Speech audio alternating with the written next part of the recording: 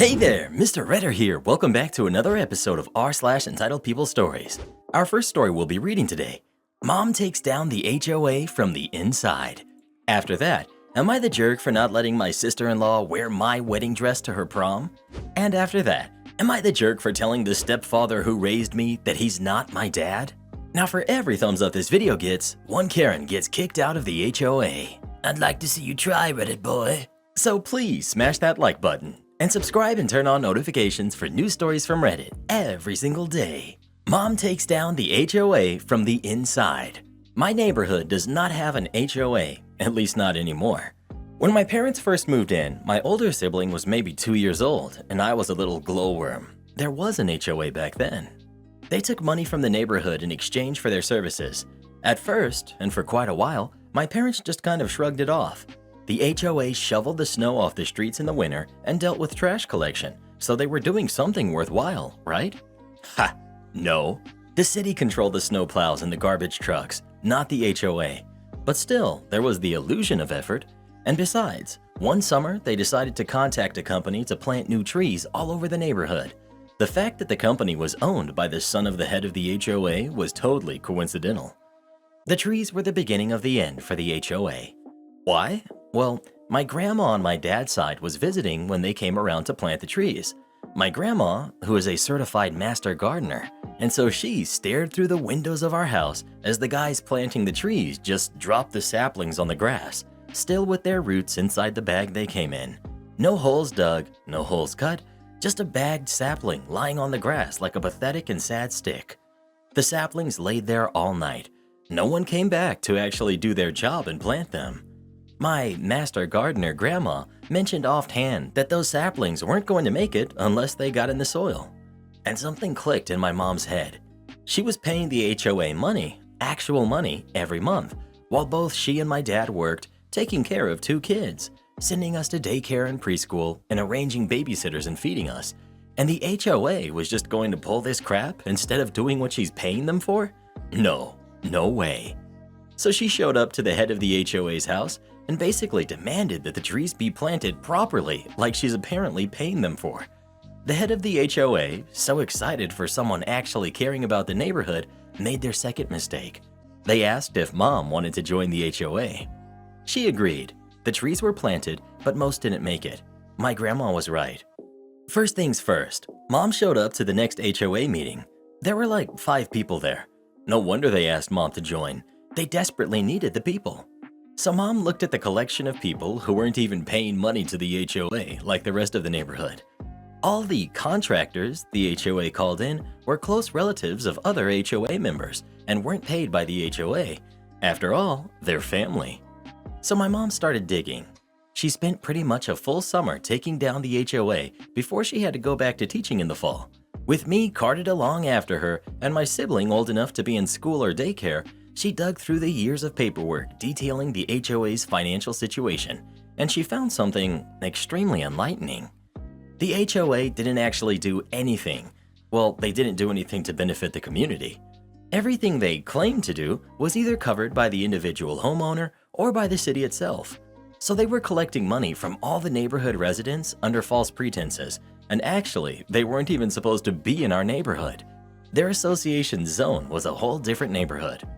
So what is a working mother of 2 kids to do while her husband is off at work and she's off for the summer? She goes door to door with pamphlets. Me and my sibling in a stroller as she weaves her way through the neighborhood blocks, pamphlets explaining the situation and how to stop paying for services you'll never get. Pamphlets that are, of course, written in both English and Spanish. And naturally, she got a lawyer and an accountant. It put a major dent in her pocket, but if it meant the entire neighborhood wasn't exploited for money each month, it was worth every penny. Another HOA member helped her sift through the documents and data and pass out pamphlets and encourage people to show up to the meetings, but had to back out because of work-related reasons. My mom rolled up to the courthouse, flanked by the lawyer and accountant, her kids safe at home with her husband, and had more than enough evidence to get the HOA kicked out of our neighborhood, expose the fraudsters for the frauds they were, and make sure that no HOA would ever push their luck in our neighborhood. It's been almost 19 years now, and no one's even tried making another HOA in our neighborhood. Am I the jerk for not letting my sister-in-law wear my wedding dress to prom? I, 25 female, got married to my husband, 24 male, a year ago. He has a sister who's 16. I went a little non-traditional with my dress. I got a big light yellow dress and a beautiful top with lace. The dress was gorgeous and of course very expensive. This was definitely my dream dress. His family isn't particularly well off, but they're certainly not poor or lower income. So when they told me at a family dinner that they were having trouble finding an affordable dress for her, I was a little surprised, but I gave suggestions like looking on eBay, Goodwill's website, etc. In my younger days, I did pageants, and we always resold the dress after at a good discount. They told me they looked but didn't find anything they like. I told them I hope the dress would come up soon. 2 weeks passed, and we get invited to dinner again at their house. We show up, and immediately his sister starts moping. I assume she had a bad day at school and sit down to eat. Then my mother-in-law explained to me she was upset because prom was in 3 days and she still had no dress. I expressed my condolences and told her that I could maybe help her have some last looks around. That's when mother-in-law said, "Oh, I have an idea. OP, why don't you let sister-in-law wear your yellow dress? I could probably get it tailored in time." My sister-in-law immediately perked up and I felt like I was ambushed. I looked to my husband, but he just shrugged. I politely told them I was sorry, but the dress was very special to me, and also sister-in-law and I are quite different sizes. It would fall off of her. Mother-in-law then told me she knows a wonderful seamstress who could make it fit, which really upset me. I asked her, what if I ever want to try it on again? It wouldn't fit me. Even if I lost weight, I would never fit in a dress tailored to fit her. Sister-in-law ended up busting into tears. I'm not sure if it was because of me saying no or me talking about our bodies. My husband and I ended up leaving early. He was very upset with me for not sharing the dress, but said ultimately it was my decision. His family, on the other hand, was livid with me. They went radio silent until I saw a post of sister-in-law on Facebook in a beautiful blue dress. I commented saying I'm glad she got a dress, she looked great, and I hope that she had a good time. And I got a comment back asking me for my portion of the dress. They're now saying my husband and I are responsible for either reselling the dress or getting them half back since I have experience with that, or help pay for half. I told them that was ridiculous, but my husband told me to just do it. I told him I'm not going to be pushed over, and he ended up leaving for 3 days to his mom's. Now I'm no longer invited to family dinners or functions, and they only have nasty things to say about me, saying I almost ruined her prom night. Am I the jerk? Should I have just let her wear my dress? Or at the very least, help them sell it? At this point, since my husband isn't even on my side, I don't know. Edit. Tried to talk to mother-in-law after getting some confidence from these comments. Basically, she brushed it all off. Still demanded I do what she told me to either sell it or help pay for it, because I'm family, and that's what family does. But also said she would have looked much better in it than I did, and that I just didn't let her have the dress out of jealousy. I'm honestly speechless right now. Not the jerk at all. Even if it wasn't your wedding dress, it's still your dress, and you have no obligation to even loan it out, much less give it away permanently. It makes sense to feel weird because no one is on your side, but it's only this one-sided because it's entirely his family and they clearly have issues. If his solution to them being upset is just give them what they want, and his solution to himself being upset is run away to mom's for 3 days, these are some serious red flags, and you might reconsider your future plans with this dude. Exactly. They are super entitled and set this up from the beginning. To expect someone to give you their item simply because you want it is absurd. That your husband doesn't stand up for you is also absurd. Staying with mommy dearest and giving you the silent treatment until you give in to their bullying. OP, you've only wasted a year on this mama's boy and his ridiculous family. I'd cut your losses now rather than looking back in 10 years and knowing this was the first sign that you should have run.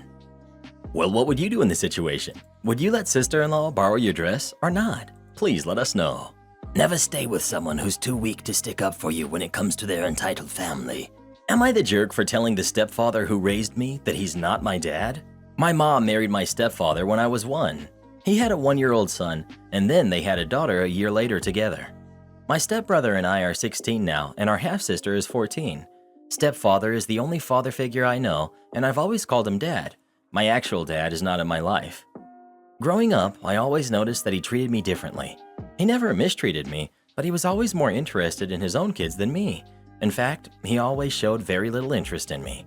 I've always felt like a second-class family member. My mom treats my stepbrother exactly like me, but my stepfather doesn't do the same for me. Anyway, this last couple of years have been difficult because stepfather started doing stuff with my siblings, like going on trips, going fishing or hiking, bonding moments as he calls it, and he's never taken me with them despite me asking to go. Initially, he always said maybe next time until I called him out last week and he took me aside and explained that this is for him and his kids. I'm not his kid like they are. He said he loves me, but it's different. He can't dilute the experience by bringing me as well, but he said my mom can spend bonding moments with me and my sister if she wants to as well, and that it would be good for us to have that only for us. This conversation happened on Friday before they went off for a weekend trip. My mom told me that this is how he feels. She can't change it, but she's made sure I'm always treated equally when it comes to money, which is true, but she can't change the way he feels, so I need to accept it. I've been thinking all weekend, and it was clear to me that when he doesn't see me as his son, it's wrong of me to see him as my dad. So I decided that if I'm the stepkid he tolerates because of my mom, I'm not going to pretend like we're anything more. I decided to stop calling him dad and go by his first name. So on Sunday night, after they returned, I said, "Hi, Tom." He was surprised but didn't say anything. At dinner, he asked me what that was about, and I explained that I don't want to dilute the experience he has with his real kids by calling him dad when clearly I'm not his son. It's something that should be kept for his actual kids. I was told to go to my room by my mom. Later, she came to me and said this has hurt him and I should apologize. I said I'm just following his lead and treating him exactly like how he wants to be treated by his actions. And if he's hurt, then he should look in the mirror because that's his actions. My mom told me in the end that this is the man who raised me all my life and I need to apologize and show remorse. She says he's 95% of the way for being a dad to me. I shouldn't ignore all of that and focus on the missing 5% and reject him entirely. I declined, said he's the one who needs to apologize if he wants things to change between us. Am I being the jerk in this situation? Not the jerk, and well done for sticking up for yourself. If he doesn't want to be your dad fully with no strings attached, then he doesn't deserve the respect of being called dad. Your mom is a jerk. You give your all with kids or nothing. He isn't giving you 95% and has let you know where you stand with him, so it's only fair he knows that respect works both ways. I'm sorry you're dealing with this. You deserve a dad, step or otherwise, who views you as their own and treats you as such. The blood of the covenant is thicker than the water of the womb. I would totally follow your current path and respond with your mom's words back to him. You'll be sure to always treat him politely, but she can't change your feelings on the issue, and she and him will just have to accept it. Either the way you feel is fair and each of you need to live with the dynamic created, or your behavior needs to reflect what's fair and right despite your deeper feelings. And I'd tell her and him that you'll be following his lead on how this relationship is going to work. Not the jerk. You're a smart kid. As long as you stay calm and respectful, you're totally in the right in how you're doing this. Also, the fact that your mom told you she makes sure things are kept equal financially tells me she actually has to intervene on your behalf to have that happen. If your mom keeps pushing you, I would very calmly reply by saying, I understand why it bothers you to see his feelings hurt, but I wonder if you've given any thought to how it makes you feel when you see my feelings hurt and why your response to those things is different. Not the jerk. Both your mother and Tom are the jerks. Explain to your mother that this is not just how Tom feels, this is how he acts. If he were a true dad, then he would have the same bonding experiences with you as the others. By letting Tom treat you like this, she's also treating you badly. I'm sure you're going to get a lot of support. Show her this thread and suggest therapy so that she truly understands how damaging this situation is for you and how she is a horrible mother for letting this occur. Well, who do you think is the jerk? OP or Tom? Please let us know. I always knew Tom was a jerk. Remember how he'd always chase Jerry? Am I the jerk for refusing to return a bag that I bought with my money? I, 19 female, work at a thrift store 3 days a week. It's quite a big one, and a lot of people in my area come and shop there. Every product is labeled in accordance to a color-coded system, and the color changes every week. Furthermore, there is a section in the store that sells the more expensive donations, mostly brands. These products are usually sold at a higher price. I'm a very low-level employee, and my job is to place the products on the shelves and on the poles. Because of that, I see what is about to be sold in advance. However, I can't buy anything that's labeled with the color of the week. So for example, if this week's color is red, I have to wait until the next week to buy anything with the label in red. Now, I usually work on weekends plus a random day of the week. 2 weeks ago, it fell on a Tuesday. That meant that we had just started a new color, yellow. As I was putting bags on a shelf, I realized that one of them was from a very expensive fashion brand. At first glance, you wouldn't be able to recognize it, but because I spend too much time on Pinterest, I immediately started panicking. This bag that usually retails for a few thousand, for sale at a thrift store for $12.99? I was going to faint. Unfortunately for me, because it was labeled in yellow, I couldn't have it. Because it's not the first time this sort of thing happens, I calmed down, put the bag back in its place, and continued my job. As I was going on with my day, I kept going back to the same section, praying that no one had taken it. At the end of my shift, I saw that it was still there, and I decided that, if no one had bought it, I would. 4 days later, I came back to start my day, and I see that the bag is still there, but it was now further back on the shelf, behind some other ones. I don't touch anything. I kept doing my job. Did the same on Sunday.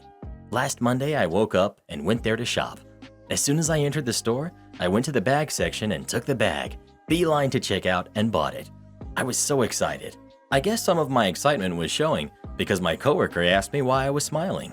Me and this coworker usually get along well, and I explained to her the situation. She smiled and told me that she was happy for me. Last Saturday, while on my shift, my boss called me into his office to talk. He was with one of my managers, and they went on to tell me that I had acted inappropriately by not notifying them of the price of the bag. They asked that I return it so that they would put it back on sale, this time at a much higher price. I told them no because I followed the policy. They weren't happy, but they couldn't force me.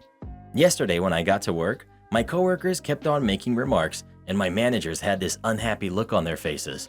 I explained the story to my friend, and she said that even if it's my bag, it's not fair that I kept the information for myself. So Reddit, am I the jerk? Not the jerk. Policy was followed. Not your fault they didn't check it properly. I worked at a thrift store with a similar system, and OP is definitely not the jerk. We know we have to wait to give customers a chance, and she did. It's the responsibility of the pricers to look this stuff up. They aren't even upset about the customers not getting a chance from the sounds of it. They're just upset they didn't charge more, which makes no sense. If OP was the only one wanting it for $13, why is anyone gonna buy it for more? Not the jerk, OP. They're just being greedy. Well, who do you think is the jerk? OP or her boss? Please let us know. A lesson to be learned. Be as friendly as you want with your coworkers, but never ever trust them. Only help the people that actually come to church? No problem. Background. I'm a pastor at a small church in the Southeast United States. We have a benevolence fund that church members contribute to, and it's designated to help people in need, such as help with power bills, water bills, rent, etc. At the time this took place, we had about $6,000 in that fund, and we had about as much money coming in as we had going out, so the amount was more or less staying steady over a period of several months. The elder who was in charge of declaring who got help and who didn't somehow got the idea that we were going to run out of this fund if we were not careful. Not likely. Therefore, he came to me and said, "Pastor, I think we need to restrict our benevolence help to those that physically come to the church, not just those that call in via the telephone." He and I debated this back and forth. There was no issue about people calling in being less likely to be legitimate cases. He was just simply trying to reduce expenditures. His line of reasoning was that at some point, one of our members might need some help for something big, and we needed to make sure that we had plenty of money on hand if and when they needed it. My position was that 1. This money was given with the expectation that we use it to help as many people as possible and not just sit on most of it, and 2. We had a really long ways to go before we spent so much that we didn't have any left in reserve. I acquiesced to his suggestion. However, when people started calling in saying that they needed help with something, I told them, "Okay, here's what I need you to do. Bring your bill and a photo ID to the church between such and such hours, and someone will at least talk to you. I can't promise anything more than that, but someone will at least sit down with you." Never had a single one object to coming in, and they would usually show up shortly thereafter. The church secretary, who agreed with me on this one, overheard me telling this to someone and started laughing, knowing exactly what I was doing. A few weeks later, the elder mentioned to me, "You know, we're getting a lot more people coming directly to the church, instead of calling in. Word must have gotten out about how we are doing this." I just replied, "Yep, it must have," and then I would just smile and move on. The elder passed on about 4 years ago, and I don't think he ever clued in as to what I was doing. Am I the jerk for refusing to let my future baby half-sibling live in the same room as me? I'm 17, female, and my mom and stepfather recently got pregnant. My family is kind of confusing, so to sum it up, my older half-brother, 19, he's my stepfather and my mom's kid, and I'm my mom and my dad's kid. We live in a 3-bedroom house, the master suite, my brother's bedroom, and my bedroom. We also have a basement with a bathroom. When I found out my parents were pregnant, one of their first requests was that the baby share my room. I immediately declined because they wanted a newborn not to sleep in their room, but in mine, while I was finishing my last year of high school and preparing for college. I said no, and the baby should sleep in their room, and when it was old enough to have its own room, I will already have moved out. One of my friends is kinda rich, and her parents are gonna buy her an apartment for college, and she told me that I could stay there for cheap. They got really mad at me and told me how much stress they would have after having the baby. Now, I understand pregnancy is hard and all, but I really don't want to have to listen to a baby crying, have them run into my room when I'm sleeping, doing homework, etc. I told them that I thought it would be easier if the baby stayed in their room, or if I moved to the basement, but that would be a little annoying as our basement isn't really room fit. Like, I don't know how to describe it, but I wouldn't want to live there. I understand I might be a little rude because my parents won't have their baby till February. They're like 2 months pregnant or something. I don't know. They just said the due date is in February. But I feel like that's going to be an incredibly stressful time, even for just the 4-ish months I'm staying here. You know, with the school ending, college entrance exams, waiting to see if I got in, etc. All the works. And on a more personal note, I can't stand babies. They weird me out. I'm thinking I could be in the wrong because their room is more cluttered than mine, and they could have a problem making space. And my parents have their ideas, you know? So I could just be biased. So, am I in the wrong? Not the jerk. Babies cry a lot in the night, and it's not your responsibility. You will not be able to sleep the whole night if the baby moves into your room. Stressful for the actual parents to have their baby in their room, but it's fine if they make the daughter have the baby in their room? Wow. Not the jerk. It's their kid, and if they don't want to deal with a newborn baby crying at night, they shouldn't have had another baby. Not expect their daughter to do it for them. Also, how is your older brother your stepfather's kid? Did your mom and stepfather break up for a bit? Your mom had you, and then your mom and stepfather got back together? OP. My mother cheated on my father with my stepfather and then hid my brother from him for 2 years. And then when she was pregnant with me, she thought it was my stepfather's kid, so she broke up with my dad and married my stepfather, but then paternity test and all showed that I was my dad's kid. Am I the jerk for refusing to let my boyfriend have my bank account info to make a purchase? I, female 31, have been with my boyfriend, male 37, for 8 months. He has 3 kids and he's a single dad. We're on pretty good terms regarding almost everything. When it comes to money and spending, we take turns to invite each other out weekly. We don't live together, obviously. Several times, he had me pay for his kids' purchases. I didn't make a big issue out of it for the sole reason that these purchases were relatively small. All I had to pay was $30 to $60. The other day, he called me while I was at work and sounded like he was in a hurry. He said he just found the gaming device he's been looking for so long and wanted to buy it for his oldest son. I asked, what's this have to do with me? And he told me he was short on money and needed $300. He asked me to lend him the $300, and I hesitated but agreed. He asked for my bank account info so he could pull the money, but I refused and told him to wait for me until I get there. He insisted and said he would handle it. All I had to do was just send him my bank account info after I end the call with him. His insistence made me uncomfortable, so I still said no and told him to either wait or I won't pay. He got mad at me, saying he didn't get why I was acting like this. He got so loud I had to hang up. I found him sitting outside after I got home. He was waiting for me and was extremely upset. He asked why I didn't just send him the account info so he could pull the money we agreed on. I told him I don't feel comfortable letting anyone have my personal info, especially when it comes to finances. He got offended and said, "I'm not just anyone, I'm your partner." Then went on a rant about how he ended up not buying the gaming device after looking for it for so long, and now his kid is mad at him and it's my fault. We had a fight, then he left and told me I'd better have an apology for him and his son next time I call his phone. I haven't called yet, but I feel like I acted stupidly and irrationally. I think I should have just given him the info he asked for. I don't know if I made the right decision. Oh no. You've been with him for only 8 months and he's already demanding that you lend him money and give him your bank account info? Sounds to me like those small purchases he got you to do for his kid's stuff were his way of softening you up, so he could later on request a big purchase and you'd be used to it, so wouldn't hesitate. You didn't act irrationally, he did. If he can't afford it, he needs to wait until he can. I wouldn't give my own mother my bank account details, and she wouldn't ask either, let alone a partner I've been with for less than a year. A year is where the honeymoon period starts to wear off, where the person starts revealing their true colors and all their flaws. If he's acting like this at 8 months, during the period where he's still showing you his best side, what's he going to be like in a year from now? What's he going to be demanding then? What's he going to be telling you that you need to buy right now? So again, no. He should be apologizing to you. He acted appallingly. Not the jerk. Not the jerk. This has red flags written all over it. The request to pay for his kids, red flag. Demanding money, red flag. The demand for your account info, red flag. The anger when you told him no, demanding for an apology, the waiting outside your house, the gaslighting, only 8 months into the relationship asking for money.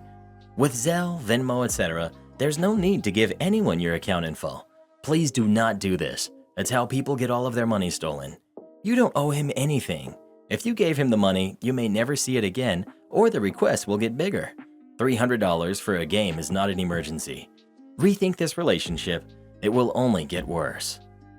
Dear Tyler, for context, I work at a pizzeria that uses a coal brick oven. It has to be stoked, and sometimes mistakes happen. Your fiance made me cry. You're the first table that has actually made me cry in the 7 months I've been serving. Albeit I'm exhausted from the summertime tourism rush and all the doubles. But when you sat down, I literally told you it was going to take about an hour for your food to get out because the oven was colder than usual and our kitchen was working their tails off, but they couldn't compensate for the floor load in addition to the oven temp. I thanked you for letting me know that you were seeing a movie after dinner because that let me know how I should serve you. When about 45 minutes passed and your fiance started being rude to me, I apologized. You claimed to have been there longer than you were. Y'all do know we can look at the computer to see the seating times, right? When you decided to walk out, I don't know what you said to my manager, but he also almost cried, and I've never seen him like that before. You hogged my table for an hour after coming in pretending the wait time was okay with you, and tipped me $0 when somebody else could have been sitting at that table enjoying themselves.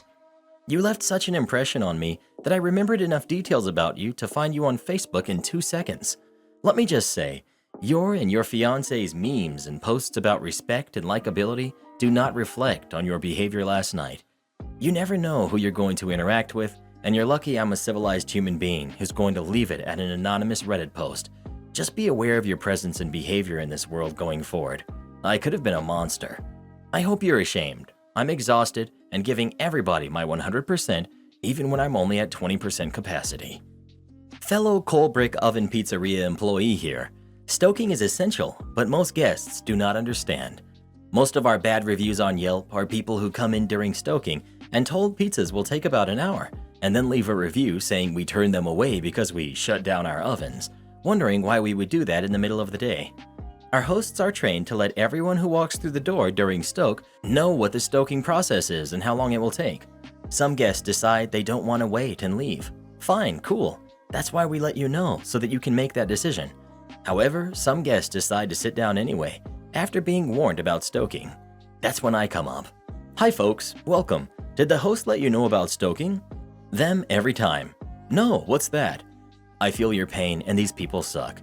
They most likely weren't paying attention when they were told about stoking, and then they got upset when they finally realized what was going on. The stoking process takes time and has to be done. It consists of knocking down any old coal and ash inside our ovens. We then rebuild the fire, clean and reset. Next, the oven is reheated to the perfect temperature to craft amazing pizzas. Am I the jerk for not tattooing my stepson's name on my arm with my kids' names? I'm 36, male. My wife is 35. I have 2 kids from my first marriage who are 9 and 7. I've been married to my wife for 4 years. We have a 1-year-old together. She has an 8-year-old son from her first marriage. The kids all live with us. My kid's mother has visitation 1 weekend a month. Her son's dad isn't involved at all. I have the names of my oldest 2 kids tattooed on my arm. I just recently added the name of my youngest daughter. My wife and I were talking about the tattoo, and she asked me if I'll tattoo my stepson's name in the same round as our daughter's. I told her I have no intention of tattooing his name. She was shocked and asked me why. I said I only have the names of my kids tattooed. She said I am excluding her son and he's part of this family too.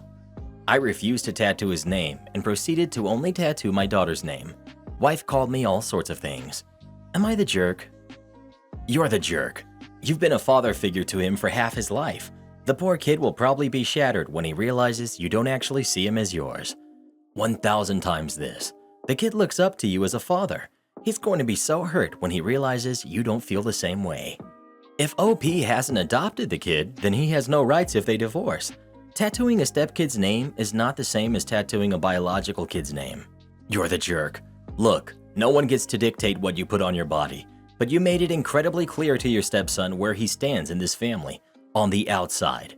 And right now, he's 8, and he's not going to notice. But when he gets older, he will, and you're going to have to tell him why. You have also sent a clear message to your wife where her kid stands in this family. Don't get upset when she makes sure to prioritize your stepson over your older kids, because you made it clear the dynamics you expected. So what happens when and if they divorce? Dude is just going to have his ex's kid's name tattooed on him? He's not the jerk. People are asking for too much from him. Like, of course he's going to favor his biological kids more than his stepkids. Maybe later down the road, if he stays in the relationship and raises the kid, then it would make sense. But right now, no. I think definitely not the jerk. And I say this because I've known people that did get their stepkids' names tattooed on them. Guess what happened? The marriage didn't work out, and the actual parents refused any contact for the stepkids. Not saying that this will happen to OP, but for me, this is the equivalent of tattooing your significant other's name on you. You just don't do it. I will say that a nice alternative is to make the stepson feel included would be to get a tattoo that doesn't have his name but represents him somehow. Then he's included without having his name, and it's different from the others, so it would be even more special. Well, who do you think is the jerk? OP or his wife? Please let us know. I've been thinking about getting a teardrop tattoo myself. Skirt skirt. Support our channel by joining as a member today, and we'll give you a shout out in our next video. Or come watch this video next. You won't believe what Karen does in that one.